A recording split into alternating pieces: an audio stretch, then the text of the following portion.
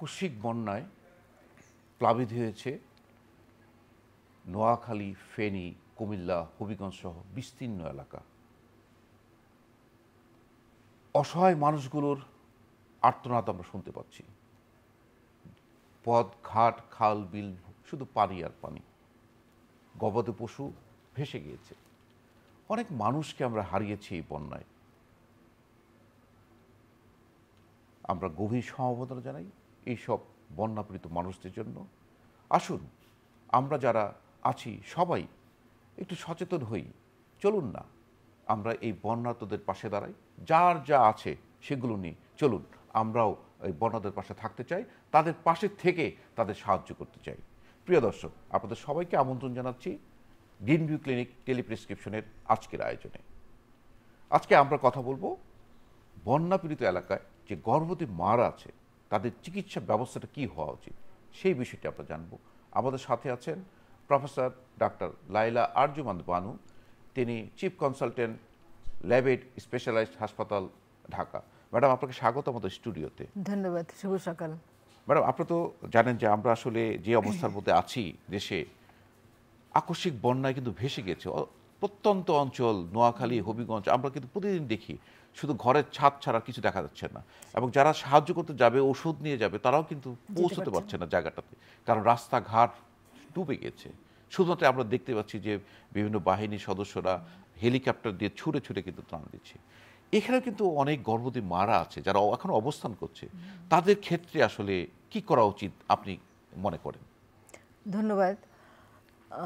এটা খুবই সংবেদনশীল প্রশ্ন। আসলে যেটা হয়, একটু আগে থেকেই বলি যে দেখা গেছে পৃথিবীতে যতগুলো প্রাকৃতিক দুর্যোগ আছে এখন তার মধ্যে বন্যা হচ্ছে অন্যতম। আর যে কোনো প্রাকৃতিক দুর্যোগ হোক বা যে কোনো একটা ক্রাইসিস হোক না কেন, ন্যাশনাল ক্রাইসিস বা গ্লোবাল ক্রাইসিস, দেখা গেছে যে মহিলা এবং শিশুরাই বেশি আক্রান্ত হচ্ছে। কারণ এদের তার মধ্যে গর্ভবতী মহিলার সংখ্যা অবশ্যই মানে উল্লেখযোগ্য এই কারণে যে একটি মেয়ে যখন গর্ভবতী হয় তখন তার নানান ধরনের জটিলতা হতে পারে বা হবে, এই কথা চিন্তা করে কিন্তু আমরা তাকে একটি স্পেশাল কেয়ার দিই। বিশেষভাবে তাকে আমরা যত্ন নেই, তার খাবার দাবার, তার বিশ্রাম, তো সব কিছু মিলিয়ে তাকে যখন একটা পরিবারে তার অবস্থান থাকে সবাই মিলিয়ে তাকে যত্ন নেয়। এখন এই যে বন্যা যে হয়েছে, এখন বন্যাটা যখন এই ধরনের মানে অবস্থানটা ধীরে ধীরে বাড়তে থাকে, বন্যার অবস্থা, তখন আর সেই গর্ভবতী মা কিন্তু সেই যত্নটা পাচ্ছেন না। তখন সবাই নিজেকে বাঁচানোর জন্য, তার সংসারে অন্য সবাইকে বাঁচানোর জন্য, তার গবাদি পশু বাঁচানোর জন্য, প্রপার্টিজ তার বাঁচানোর জন্য চিন্তাভাবনা অস্থির থাকে। তখন অনেক সময় এমনও দেখা গেছে যে তারা একটা বোঝা মনে করে গর্ভবতী মায়েদের, যদিও সে স্বাভাবিক সময় হয়তো সেটা হতো না। তো এখন এই আমাদের চিন্তা করতে হবে যে এদের আমরা কিভাবে কিছুটা বিপদমুক্ত এবং কিছুটা কিভাবে তাদের সমস্যাগুলো আমরা সমাধান করতে পারি। না, এখানে যে বিষয়টা ম্যাডাম বলি যে একজন গর্ভবতী মাকে কিন্তু তার পরিবার থেকে তার যে যত্ন, পরিবার থেকে সামাজিকভাবে তার স্বামী, তার পরিবার, শাশুড়ি, সেটা কিন্তু সবসময় আছে। কিন্তু যখন একটা বিশেষ দুর্যোগ, প্রাকৃতিক, সেই ক্ষেত্রগুলোতে কিন্তু তাদের জন্য একটু বিপজ্জনক হয়ে দাঁড়ায় এই সেবাটা দেওয়া। এই কথাটাই বলছি যে একটি স্বাভাবিক সময়ে পরিবারের সবাই কিন্তু কেন্দ্রবিন্দু থাকে এক গর্ভবতী মা। তার খাওয়া দাওয়া, তার বিশ্রাম, তার সব কিছু ওষুধপত্র ঠিক আছে কিনা, তার পুষ্টিটা ঠিক মতো হচ্ছে কিনা। কিন্তু এই যে দুর্যোগ যখন শুরু হয়ে যায় তখন তো সবাই অন্য কথাই চিন্তা করে, এই কথাটাই আমি বেশি বলছিলাম। তো তার মধ্যে কিন্তু আমাদের যেটা করতে হবে যে একটা বন্যা শুরু হলো বা বন্যা পরবর্তী সময় সবসময় কিন্তু এখানে একটা মেডিকেল টিম আমরা পাঠাই, তাই না? তো মেডিকেল টিমের ভিতরে আমরা যেটা করতে চাই যে সবসময় একটা অবস এবং ধাত্রীবিদ্যা বিশেষজ্ঞ কোনো ডাক্তার হলে তো সবচেয়ে ভালো, না হলে হয়তো কোনো সেবিকা অথবা মিডওয়াইফ, তারা একটা ওই টিমের ভিতরে থাকলে সবচেয়ে সুবিধা হয়। কারণ ওই মা তো ওখান থেকে স্থানান্তরিত তাকে করা খুব মুশকিল, যে তাকে যে আমরা সেবা কেন্দ্রে নিয়ে যাব, নিতে পারলে ভালো। কিন্তু এমন একটা, যেটা আপনি বললেন একটু আগে, যে এমন একটা পরিস্থিতির তৈরি হয়েছে যে সেখানে তাকে ওখান থেকে সরানো যাচ্ছে না। আমাদের দেশে এখনও সেই অ্যাম্বুলেন্স নেই, এয়ার না অ্যাম্বুলেন্স এখন বা তো কোনো আসলে কিছু নাই। ওই সব জায়গাগুলোতে ম্যাডাম কিন্তু একমাত্র বাহন হলো যে ভেলা, নৌকা, হ্যাঁ, যে ভেলা, কলাতে ভেলা নৌকাও অথবা আসে না, নৌকা, নৌকা। এছাড়া কিন্তু আর কোনো বাহন হ্যাঁ, সেখানে তো নেই। সেজন্য এখন অনেক সময় দেখা যাচ্ছে যে এমনভাবে পানি উঠছে বা এমনভাবে তারা বিপদে পড়ে যাচ্ছে যে ওই সময়টাতে তাকে সরানো যাচ্ছে না। সেখানে যদি আমরা তার কাছে গিয়ে সেবাটা দিতে পারি, অন্তত তাকে পরীক্ষা নিরীক্ষাগুলো করতে পারি, তাহলে অনেকটা এগিয়ে যায়। যেমন তার বাচ্চাটা ঠিকমতো বাড়ছে কিনা, তার কোনো সমস্যা আছে কিনা, ব্লাড প্রেশার ঠিক আছে কিনা, এবং তার দেখা যাচ্ছে যে তার রক্ত পরীক্ষাটাও আমরা বেডসাইড করতে পারি যে তার রক্তের হিমোগ্লোবিন ঠিক আছে কিনা। তো এই সমস্ত প্রাথমিক অবস্থা মানে আমরা পর্যালোচনা করে তারপরে যদি তাকে আমরা একটা সেবা কেন্দ্রে পাঠানোর চেষ্টা করব, তখন আমরা যে পাঠাতে পারি কিনা। তো কাজেই এটা হলো যে কাছাকাছি কোনো সেবা কেন্দ্রে যেখানে মোটামুটিভাবে একটা ফার্স্ট এড বা তার চেয়ে একটু বেশি দেওয়া যাচ্ছে, সেখানে আমরা পাঠাতে পারি। তারপরে যদি দেখা যায় যে না, উনি একটু আরও বেশি জটিল রোগী, তাহলে হয়তো আমরা আরও দূরের সেন্টারে আমরা পাঠাবো, যেটাকে আমরা টারশিয়ারি সেন্টার বলি, যেখানে মা এবং শিশু দুজনেরই মোটামুটিভাবে কোনো রকম জটিল অবস্থা আসলে পরে সেখানে চিকিৎসা দেওয়া যায়। তো এই যে বন্যাটা একসময় একটু আমরা এটাও বলতে পারি যে একসময় ছিল যে বাংলাদেশ বন্যার দেশ, এটা নিয়ে আমরা সবসময় সবার কাছে রিলিফ চাইতাম। কিন্তু এখন কিন্তু দেখা গেছে যে পৃথিবীর অনেক দেশই এখন বন্যায় আক্রান্ত, এমনকি শুষ্ক মরুভূমির দেশও দেখা যাচ্ছে বন্যায় আক্রান্ত। তো কাজেই এখন এটা নিয়ে একটা 2010 থেকে 20 পর্যন্ত বেশ ভালো একটা সমীক্ষা হয়েছে। সেখানে 33টি উন্নয়নশীল দেশে ওরা পর্যালোচনা করে দেখেছে যে প্রায় 91,000 মহিলা এতে মানে গর্ভবতী মহিলা এটাতে আক্রান্ত হয়েছে, এবং তার মধ্যে দেখা যাচ্ছে যে 23 লক্ষ বেশ বেশ ভালোভাবেই তারা জটিলতায় ভুগছে, এবং 600 কোটি সম্পদ বিনষ্ট হয়েছে, এবং মহিলাদের যে মৃত্যুর হার সেটা অনেক বেড়ে গেছে ওই সমস্ত জায়গায়। শিশু মৃত্যু তো অবশ্যই আছে। তো কাজে এটা নিয়ে পর্যালোচনা হচ্ছে, আলোচনা হচ্ছে। তো কাজে এখন তারা চিন্তা ভাবনা করছে 10 এবং 20 এই সমীক্ষার কথা যে আপনি বললেন, কারণ হলো কি তার আগে এটা 10-এর আগে অতটা বেশি, যেটা বললাম যে আমরা গরিব দেশ চিন্তা করতাম নিজেদের যে আমরা উন্নয়নশীল দেশ, আমাদের তো এরকম বন্যা হবে, আমরা সাহায্য চাইবো, সাহায্য ত্রাণ আসবে, এইটা নিয়ে আমরা কিন্তু মোটামুটি থাকতাম। কিন্তু এখন দেখা গেছে যে যখন দেখি যে আমরা লস অ্যাঞ্জেলসেও ওখানে গাড়ি পানির মধ্যে ভেসে যাচ্ছে, তো অন্যান্য জায়গায়ও সেই পানির মধ্যে লোকজন বাড়িঘর সব তলিয়ে যাচ্ছে, এখন কিন্তু তারা সচেতন হয়েছে। তো তারা ভাবছে যে বন্যাটা হচ্ছে কেন, কী কারণে হচ্ছে। এখন এটা অনেকগুলো জিনিস আছে যে যে কোনো একটা পরিস্থিতি বা যে কোনো রোগের একটা আমরা কারণ দেখে তাকে আমরা চিকিৎসাটা প্রতিরোধ করতে পারি। বন্যার তো কোনো কারণ পারবো না, আমরা তাকে বলতে পারবো না যে না বন্যা তুমি এসো না, বরং নতুন নতুন নামে বন্যা আসছে, দুর্যোগ নতুন নতুন নামে আসে। তো কাজে তাকে মোকাবেলা করা এবং সঠিকভাবে মোকাবেলা করাটাই হচ্ছে এখন আমাদের না, আপনি উদ্দেশ্য। এই কথাটা ঠিকই বলছেন যে আসলে বাংলাদেশের মানুষ কিন্তু প্রাকৃতিক দুর্যোগের সাথে বসবাস করা মানুষ। আমরা কিন্তু প্রাকৃতিক দুর্যোগের সাথে যুদ্ধ করেই আমরা এগিয়ে যাচ্ছি। বন্যা কিন্তু আমরা জানি আসে সবসময়, কিন্তু আকস্মিক বন্যায় কিন্তু যেটা প্রস্তুতি ছিল না, মানে আপনার রাতেই যে মানুষ ডুবে যাবে, সে আমরা তো জানি যে বন্যা আসছে, বাঁধ ভেঙে যাচ্ছে, বা তার একটা প্রস্তুতি থাকে, তো সেই প্রস্তুতি কিন্তু আমাদের ছিল না, যে কারণেই আমাদের এই বিপদে পড়ার কথা, যেটা হঠাৎ করেই বন্যাটা আসছে। তো সেক্ষেত্রে আমরা যেটা বলছিলাম যে গর্ভবতী মহিলারা, যে আপনি বলছেন যে তাদের ক্ষেত্রে আসলে তাদের ওইখানে একজন মেডিকেল টিমে একজন গাইনি স্পেশালিস্ট থাকলে ভালো, যাতে করে তার সে এখানে সেবা দিতে পারে। আমরা ম্যাডাম যারা অবস্থান করছে এই বন্যা কবলিত এলাকায়, যে গর্ভবতী মারা, তাদের কি কি জটিলতা হলে, কি সমস্যা হলে তাদের ইমিডিয়েট একটা ব্যবস্থা নেওয়া উচিত, তাদের জানা যেটাকে আমরা উচিত, সেই এভাকুয়েশন বিষয়টা আমরা বলি আর বলতে কি। চাচ্ছি। হ্যাঁ, মানে সেটাই হলো কথা যে বন্যা কিন্তু প্রত্যেক বছরই হতো, আমরা ছোটবেলা থেকেই দেখেছি। কিন্তু আমরা শুনতাম যে 3 বছর 4 বছর পরে বন্যাটা একটু ভয়াবহ আকারে হয়। 70 সালের বন্যা, তখন আমরা মেডিকেল কলেজে পড়ি, কি ভয়াবহ বন্যা মনে আছে। আমরা মানে যারা সরি যেতে পেরেছে তারা তো গেছে, নদীতে শুধু লাশ ভাসছিল, অনেক লোক মারা গেছে। তো এগুলো আছে। এর আগেও আরেকবার বোধহয় 65 না 66-তে বন্যা হয়েছিল। তো তখন তো কোনো রকমই মানে প্রস্তুতি ছিল না। এখন অবশ্য আমাদের আবহাওয়া দপ্তরও অনেকটা আধুনিক হয়েছে, আগে থেকে বলা যায় যে হ্যাঁ বন্যা হতে পারে, বন্যা হচ্ছে, আশঙ্কা আছে। তারপরে আমরা নানান ধরনের বন্যা দুর্গতদের জন্য বা বন্যার যেটা বলি যে আশ্রয় কেন্দ্র, সে আশ্রয় কেন্দ্র এখন গ্রামে গেলে পরে দেখা যায় যে আশ্রয় কেন্দ্রগুলো দাঁড়িয়ে আছে। তো এগুলিকে আসলে আরও সুযোগ সুবিধা বাড়াতে হবে। এবং আমরা যখন গর্ভবতী মায়েদের নিয়ে, আমি মনে করি যে আজকে আমরা শুধু এইখানটাই থাকি, কারণ অন্যান্যগুলো সবাই আলোচনা করবে। তো গর্ভবতী মহিলাদের নিয়ে আমাদের যেটা বেশি সমস্যা, যেখানে দুটো প্রাণের ব্যাপার, মায়ের প্রাণ এবং শিশুর প্রাণ। কাজে এখানে যদি তার ঠিকমতো পুষ্টি না হয়, শিশুতে কম ওজনের শিশু হবে, সময়ের আগে তার ডেলিভারি হয়ে যাবে, দেখা গেল যে অনেক সময় গর্ভপাত হয়ে সংখ্যা অনেক বেড়ে গেছে এবং অনেক সময় পেটের মধ্যে বাচ্চাটা মারা যায়। তো এই ধরনের জটিলতা যখন শুরু হয়, যেমন তার ব্লাড প্রেশারটা কন্ট্রোল হচ্ছে না, তার খাবার দাবার একেবারেই ঠিকমতো যেটা খাবার দরকার সেটা হচ্ছে না, রক্তশূন্যতা এমনিতেই আমাদের দেশে মেয়েদের বেশি। তো সেখানে আমরা মনে করি যে তাকে আমরা সেবাটা একটাকে স্বাস্থ্যকেন্দ্রে নিয়ে গিয়ে দেওয়াটা ভালো। আপনাকে যেটা আমি বলছিলাম, যেটা আমি আজকাল প্রায়ই বলে থাকি, আমার মনে হয় যে আমাদের দেশের অবস্থা কিন্তু এখন আগের চেয়ে অনেক ভালো। আমরা কিন্তু এয়ার অ্যাম্বুলেন্স বা এটা কিন্তু আমরা একটা মেডিকেল মানে যেটা হেলিকপ্টারে যেটা ইভাকুয়েট করা, সেটা কিন্তু আমরা ইচ্ছা করলেই করতে পারি, একটু বেশি খরচ, কিন্তু এটা যদি আমরা সরকারের অন্য ফান্ড থেকে কিছুটা ফান্ড পাই আমরা করতে পারি, অনেক রোগীর কিন্তু প্রাণ বেঁচে যাবে। দেখা গেল যে হঠাৎ করে ডেলিভারি শুরু হয়েছে, ওখানে প্রচুর রক্ত যাচ্ছে, সেই রোগীকে কিন্তু আর হাসপাতালে এনে বাঁচানো যাচ্ছে না, রক্তের অভাবে। তো কাজেই এইটা এই সমস্ত কারণের জন্য কিন্তু এয়ার অ্যাম্বুলেন্স অত্যন্ত জরুরি। এবং অনেক লোক তো আজকাল দেখা যাচ্ছে যে সে বিয়ে করতে মানে হেলিকপ্টার নিয়ে যাচ্ছে। তো এই সমস্ত অনেক ধনী ব্যক্তি আছেন যাদের কাছে আমরা অ্যাপ্রোচ করলে হয়তো বা তারাও কেউ ডোনেট করতে পারে।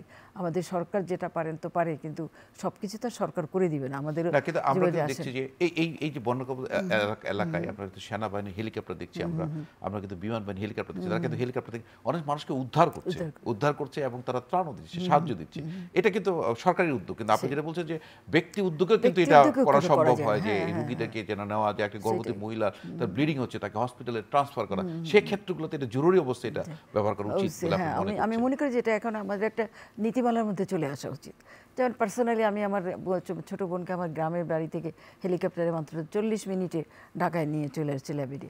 তো কাজে এই সুযোগটা কিন্তু আমাদের আছে, কিন্তু এটাকে একটু অন্যভাবে, মানে একটা গরিব রোগীদের যাতে এটা কাজে লাগে, সেটা যদি আমরা একটু চেষ্টা করতে পারি তাহলে অনেক রোগী কিন্তু বেঁচে যায়। সেছাড়াও যেমন ডেলিভারি না হওয়ার আগেই যে গর্ভপাতে অনেক রোগী মারা যায়, ইনফেকশন হয়। মানে যদি ঠিকঠাক মতো তাকে আমরা চিকিৎসাটা না দিতে পারি, তার যদি আমরা মনে করি মানে তার ঠিকমতো ওষুধপত্র দেওয়া, তাকে প্রয়োজনে তার যত্ন না দিতে পারি, তাহলে যেটা হয় যে জটিলতাগুলো দেখা যায়, সেই জটিলতাগুলো কিন্তু পরবর্তীকালে অনেক বড় হয়ে দেখা যায়। যেমন আপনারা ভালো করেই জানেন যে ঠিকমতো যদি প্রসব না হয়, তাহলে যেটা ফিস্টুলা তৈরি হয়, সারাক্ষণ পেশাব ঝরে, সেটা একটা সমস্যা। তার সারা জীবনের জন্য দেখা যায় যে তলপেটে একটা ব্যথা, নানান ধরনের অসুখ ওই সময় থেকে তৈরি হয়ে যায়। গর্ভকালীন অবস্থা থেকে কিন্তু অনেক রকমের অসুখ তৈরি। তার একটা ব্লাড প্রেশার ছিল, সেখান থেকে এক্লাম্পসিয়া হচ্ছে, প্রি এক্লাম্পসিয়া হচ্ছে। আরেকটা যেটা খুব মারাত্মক একটা অসুখ হয়, সেটা পানিবাহিত রোগ, সেটা হচ্ছে জন্ডিস, হেপাটাইটিস বি, এ, এগুলো জন্ডিস। তো পানিবাহির মধ্যে এটা আমাদের খুব বেশি খেয়াল রাখতে হবে। এবং জন্ডিসের যদি একবার গর্ভবতী মায়ের আক্রান্ত হয়, সেই মাকে বাঁচানো কিন্তু খুবই মুশকিল। তাকে যত তাড়াতাড়ি পারা যায় তাকে আমাদের ইভাকুয়েট করতে হবে, তাকে সেবা কেন্দ্রে নিয়ে আসতে হবে। তো এই সমস্ত কারণে কিন্তু আমাদের যেটাই বলি যে যত কিছু আমরা করি না কেন, তার মাঝখানে যদি গর্ভবতী মহিলা এবং শিশু যারা থাকেন তাদের জন্য কিন্তু আমাদের স্পেশাল একটা কেয়ার নিতে হবে, যত্ন নিতে হবে। আমাদের এখন আমরা বাংলাদেশের মানুষ কিন্তু একটু অন্যরকম। আমরা কিন্তু যে কোনো দুর্যোগে একজন আরেকজনের বিপদে ঝাঁপিয়ে পড়ি, তখন আমরা নিজেদের কথা চিন্তা করি না। এমনও দেখেছি যে একজন ত্রাণ কাজ করতে গিয়ে সে নিজেও মারা গেছে, এরকম আমরা করি। হ্যাঁ, তো কাজে আমরা কিন্তু অনেক কিছু করতে পারি। তো কাজেই আমাদের লক্ষ্যটা হবে যেন আমরা একটা গর্ভবতী মা এবং তার গর্ভস্থ শিশু এবং এমনি শিশুদের যত্ন নিয়ে তাকে যেন একটা সুস্থ দেখতে পারি। সেই ক্ষেত্রে যদি আমি আসি যে এই গর্ভবতী মা এবং শিশুর ক্ষেত্রে যত্ন যে কথাটি বলছেন, তো সেক্ষেত্রে ধরেন তার এই বন্য কর্মরতের কাছে ঘরে আছে, তার কি করা উচিত? এখন গর্ভবতী মার তার কি করা উচিত এবং কোন সময় তার কোনো বিপদ চিহ্ন দেখা, মানে একটা আপনারা বলেন 5টি বিপদ চিহ্ন আছে, তো কোন সময় তাকে হসপিটালে নেওয়া উচিত, ঘরে কি করা উচিত, হসপিটালে কি করা উচিত, এটা যদি একটু বলতে। খুব ভালো প্রশ্ন। তা আমি বলবো যে ঘরে তো আমরা আলোচনা করেছি, তার যদি সাধ্য না থাকে ঘরেই অনেক কিছু করা যায়, যেটা আপনি বারে বারে বলছেন যে বিশুদ্ধ পানি, এর কিন্তু কোনো বিকল্প নেই। সেই বিশুদ্ধ পানিটা সেটা যে কিভাবে আসবে সেটা মেয়েটাই চিন্তা করবে, কারণ পানি ফোটানোর মতো অবস্থা অনেক সময় থাকে না, কাজে ট্যাবলেট দিয়ে পানিকে বিশুদ্ধ করা যায়। এবং খাবারের ব্যাপারে যে একেবারেই সবসময় মানে খুব ভালো খাবার মাছ মাংস দিয়ে সেটাও হয় না, অনেক সময় হচ্ছে যে একটু শুকনো খাবার, যেটি খেজুর বা অন্যান্য ধরনের চিড়ামুড়ি, এগুলোতে ভিতরে অনেক রকম ফুড ভ্যালু থাকে। তো কাজে তার খাবারটা যাতে ঠিকমতো সে খায় এবং তার যতটুকু সে মনে করে যে না, একজন বাচ্চার জন্য আমরা সবসময় বলি যে এক মুঠো চাল 1 মুঠো ডাল আপনি বেশি খাবেন, সেটা হিসাব করে যেন সে খাবারটা খায়। তো কাজে এটা যতক্ষণ সে করতে পারবে। আর একটা হলো পরিষ্কার পরিচ্ছন্নতা এবং বিপদ চিহ্ন, এটা হলো খুবই দরকার।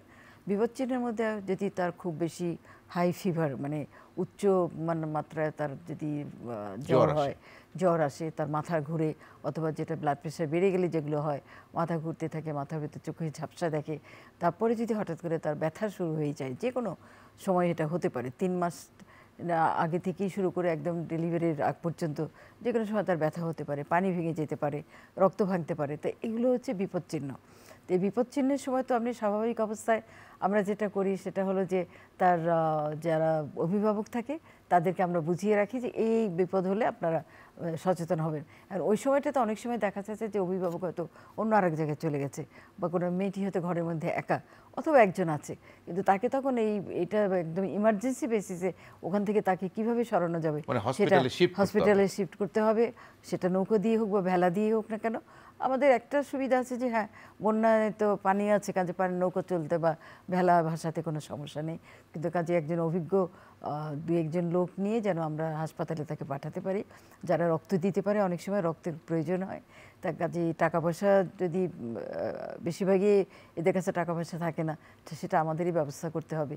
তো কাজে আমার মনে হয় যেটা যে একটু সচেতন হলে কিন্তু এই সমস্ত রোগীকে আমরা মৃত্যুর হার অনেক কমাতে পারি। তারপরে আপনি যেটা বলতে চাচ্ছেন যে আসলে আমাদের প্ল্যানিং, মানে একটা বন্যা কবলিত এলাকায় একটা ঘরে একটা গর্ভবতী মা আছে, তার কি কি বিপদ হতে পারে। তার ঘরে একটা নৌকা থাকা উচিত, মানে হঠাৎ কোনো ইমার্জেন্সি হলে সে যেন নৌকা উঠে তার হসপিটাল যেতে পারে, বা একটা মানে যানবাহন একটা তার রেডি থাকা উচিত। এবং তার কিছু ঘরে কিছু শুকনো খাবার এবং কিছু টাকা পয়সাও থাকা উচিত যে তার ওইখানে ট্রান্সপোর্ট যাওয়ার জন্য, এবং সরকারি হাসপাতালগুলোতে বিনামূল্যে চিকিৎসা হবে। তো এই বিষয়টা, যে প্ল্যানিংটা, পরিকল্পনাটা, এটা খুব জরুরি। তার কিন্তু এটা মাথায়, যেমন আপনি বলছেন যে সে ঘরে একা, কিন্তু তার বাসায় কোনো পুরুষ লোক নেই, সে কিভাবে যাবে? তার একটা বিপদ চিহ্ন দেখা দিল, হঠাৎ করে তার স্রাব ভেঙে যাচ্ছে বা ব্লাড ভাঙছে, তখন তাকে হসপিটাল যেতে হবে। সেই প্রস্তুতিটুকু তার থাকতে হবে। এবং এটা আমার মনে হয় যে এটা খুবই জরুরি, বিশেষ করে গর্ভবতী মাদের ক্ষেত্রে। আপনি প্রথমে বলেছেন যে দুটো প্রাণ নিয়ে কিন্তু আমাদের এখানে চিন্তা, একটা মা এবং একটা শিশু। সেক্ষেত্রে কিন্তু আমাদের আরো গুরুত্ব সহকারে দেখা এই যে প্ল্যানের কথা বলছেন, এটা কিন্তু আজকাল আমাদের বাংলাদেশে যে আমরা যে একটি মা গর্ভবতী হলে পরে যে বার্থ রেজিস্ট্রেশনটা কিন্তু হচ্ছে, এবং গর্ভকালীন যে পরীক্ষা, সেই পরীক্ষাটা কিন্তু সরকারিভাবে, বেসরকারিভাবে, এনজিও, ডেভেলপমেন্ট পার্টনার সবার কাছ থেকে কিন্তু দেখা যায় এমন হয় যে একটি মাকে 3-4 জন সেবাকারীরা তাকে দেখাশোনা করছে। একটা অ্যান্টিনেটাল কার্ড আমরা বানিয়ে দিই, সেখানেও কিন্তু লেখা থাকে যে বিপদ চিহ্নগুলো কী, এবং আপনি প্ল্যান করবেন যে কোন হাসপাতালে সে যাবে কোনো বিপদ হলে। তাদের টেলিফোন নম্বর, এখন তো মোবাইলের যুগ, এটা খুবই চমৎকার একটা ব্যাপার, সেই হাসপাতালে মোবাইল নম্বরটা রাখবে, এবং যে কোনো প্রয়োজনে যখনই কোনো অসুস্থ হবে বা সমস্যা তৈরি হবে, সে অবশ্যই মোবাইলে তাদের সাথে যোগাযোগ করবে। কারণ আমরা যেটা বলি যে একটা হলো যে এটা স্বাভাবিক সময় তাই হয়, যে একটা হলো যে বাড়িতে ডেলিভারি আমরা একদমই এখন বলি না, অবশ্যই আমরা স্বাস্থ্যকেন্দ্রে ডেলিভারির কথা বলি।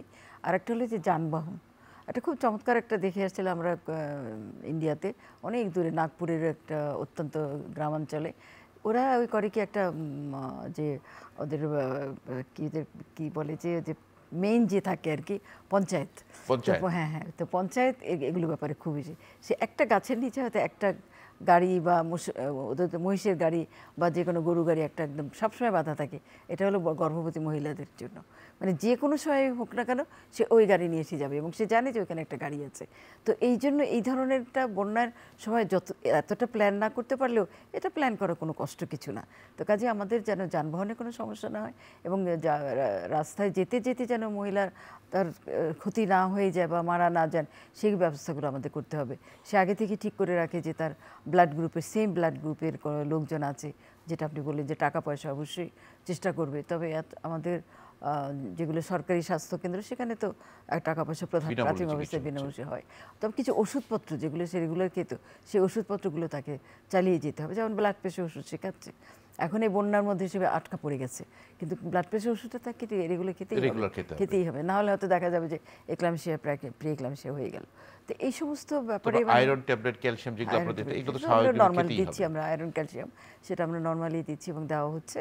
তো কাজেই সেটা সে রেগুলার যাতে খায়, এবং তার অত্যাবশ্যক যেমন থাইরয়েডের ওষুধ, এগুলো যাতে সে রেগুলার খায়, এটা তাকে যখন আমরা গর্ভকালীন পরীক্ষা করাই তখনই কিন্তু আমরা তাদের বলে দিই যে এই সমস্ত ব্যাপারে আপনি সচেতন থাকবেন। তারপরে তো আমরা যে স্বাস্থ্যকেন্দ্রের কথা বললাম, অনেক সময় হয় কি যে রোগী রওনা দিল, দেখা গেল যে স্বাস্থ্যকেন্দ্রে পৌঁছিয়েছে, কিন্তু স্বাস্থ্যকেন্দ্র is not prepared for her. তো এই জিনিসটা যাতে না হয়, আমরা যেটাকে বলি যে প্রিপারেশন, যে তাকেও জানতে হবে যে আমার কাছে একটা রোগী আসতেছে, সেই রোগীকে আমি অমুক রোগী আসছি ইমার্জেন্সি, আমার দরকার হলে ওটি রেডি থাকবে, দরকার হলে সবাই ওখানে মানে গাইনোকোলজিস্ট বা অবস্টেটিশিয়ান এবং অজ্ঞানবিদ সবাইকে ডেকে একদম রেডি থাকতে হবে যে তাকে যে কোনো সেবা দিতে আমরা প্রস্তুত। না, সেটা তো যোগাযোগ আপনাদের বলছেন যে আপনাদের কার্ডেই সব লিখে দিচ্ছেন যে লিখে তারা দিচ্ছি, প্ল্যান কিন্তু ওই সময়টাতে যাবে, কিন্তু অনেক সময় দেখা গেছে যে মানে রোগী হঠাৎ গেল জানিয়েছে তাৎক্ষণিকভাবে হয়তো কোনো কারণে, এবং সেই কারণে কিন্তু অনেক রোগী মারা যায়, যে গিয়ে বসে আছে ঘন্টার পর ঘন্টা, কেউ নাই। তো এটা যাতে না হয়। জি ম্যাডাম, আরেকটি প্রশ্ন আপনাকে বলতে চাই যে আসলে গর্ভবতী মারা হঠাৎ করে তার ডেলিভারি, প্রসব বেদনা শুরু হয়েছে ঘরেই, তার বন্য কপলতার সে যেতে পারছে না, তখন কোনো স্পেশাল দায়ী যারা আপনারা বিভিন্ন সময় ট্রেনিং দিয়ে অনেক স্পেশাল বার্থ অ্যাটেন্ডেন্ট বলা হয় আপনাদেরকে, তারা তখন কি এই ডেলিভারিটা করাতে পারে কিনা, বা করলে সেক্ষেত্রে কি করা উচিত? বিশেষ করে যে আপনারা বলেন নাভি কাটার সময়টাতে কি ব্যবহার করেছে, কিভাবে আপনার এটা করা উচিত যাতে বন্য কপলতা সে যেতে পারছে না? হ্যাঁ, এটা একটা বেশ মানে বলবো যে প্রয়োজনীয় প্রশ্ন আপনি করেছেন। কারণ হলো কি, একটা সময় আমরা কিন্তু দেখতাম যে সেন্টারে সব ডেলিভারি করানো সম্ভব না। তো আমরা ওই যে ঘরে যাতে ডেলিভারি নিরাপদ প্রসব হয়, সেজন্য আমরা ট্রেনিং দিয়েছিলাম অনেককে, তাদের আমরা বলি ট্র্যাডিশনাল বার্থ অ্যাটেন্ডেন্ট, টিবিএ অথবা এসবিএ, স্কিল বার্থ অ্যাটেন্ডেন্ট। কিন্তু দেখা গেল যে এইসব ক্ষেত্রে ঠিক যতটুকু সার্ভিস দেওয়ার কথা, সেটুকু সার্ভিস সে দিতে পারছে না। তো ওরা দিতে পারছে না, এবং অনেক সময় অনেক জায়গায় মিসহ্যাপ হয়। কেউ আছে নিজেরা প্রাইভেট প্র্যাকটিস করা শুরু করলো, যার জন্য আমরা এখন বলি যে আমাদের মাতৃমৃত্যু কমানো যাচ্ছিল না। কিন্তু যখন আমরা ইনস্টিটিউশনে ডেলিভারি করালাম, তখন কিন্তু এটা মাতৃমৃত্যু অনেক কমে যাচ্ছে আস্তে আস্তে। আর যদি কোনো কারণে, যেমন আসলে যেটা বললেন যে তার যানবাহন নাই, তার নৌকা নেই, কোনো কিছু নেই, লোকজন নেই, তার ডেলিভারি পেইন শুরু হয়ে গেল, সেখানে যদি ওরকম ট্র্যাডিশনাল বার্থ অ্যাটেন্ডেন্ট থাকে, আমাদের গ্রামে কিন্তু অনেক সময় নানি দাদিরাও এ ব্যাপারে অনেক মানে এক্সপেরিয়েন্স থাকে, তাও করে ফেলতে পারে, অনেক অভিজ্ঞ থাকে। তো কাজেই তারা অবশ্যই এটা করবে। তারা এটুকু জানে যে গরম পানিটা লাগবে, গরম পানি দিয়ে সবগুলো যে মানে নাভি কাটার জন্য যে ব্লেড, ওটা নতুন একটা ব্লেড, এটা তারা খুব সুন্দর করে নিয়ে নেয়। তারপরে কাপড় চোপড় যেগুলো আছে সেগুলো আগে থেকেই তারা মানে গরম পানিতে ভালো করে সিদ্ধ করে শুকিয়ে নেয়। তো এগুলো এক কথা আমরা বলতে পারি যে সতর্কতার সাথে, সচেতনতার সাথে আসলে এই ডেলিভারিটা করা উচিত। ম্যাডাম, আপনাকে অসংখ্য ধন্যবাদ, এই এত ব্যস্ততার মাঝে আপনারা সময় দিয়েছেন, আপনাকে ধন্যবাদ। আপনাকেও ধন্যবাদ, অনেক ভালো প্রশ্ন উঠে এসছে, এবং আশা করি আমরা আমাদের প্রত্যেকটি নাগরিকের এই আমাদের যে জাতীয় দুর্যোগ, এই দুর্যোগে সবাই সবার পাশে দাঁড়ানো, এটা আমাদের বাচ্চা বাচ্চা ছেলেমেয়েরা যেভাবে দাঁড়িয়েছে, এটা খুবই ভালো লাগে। আমরা হয়তো অতটা ওদের জন্য করতে পারছি না, কিন্তু আমরা যেটা পারি সেটা যেন আমরা করি। আমি আজকে এইটাই সবাইকে আবেদন করে জানাবো যে আমরা যেভাবে পারি সবাই তাদের পাশে যেন আমরা দাঁড়াই। অসংখ্য ধন্যবাদ। প্রিয় দর্শক, আসুন আমরা সকলেই এই বন্যা দুর্গতদের পাশে দাঁড়াই। যার যে অবস্থায় আছে সেই অবস্থাতেই আমরা তাদের পাশে দাঁড়াই। এই অসহায় মানুষগুলোর প্রতি আমাদের সমবেদনার হাত আমরা বাড়িয়ে দিই। দর্শক, ভালো থাকুন, সুস্থ থাকুন, নিরাপদেই থাকুন।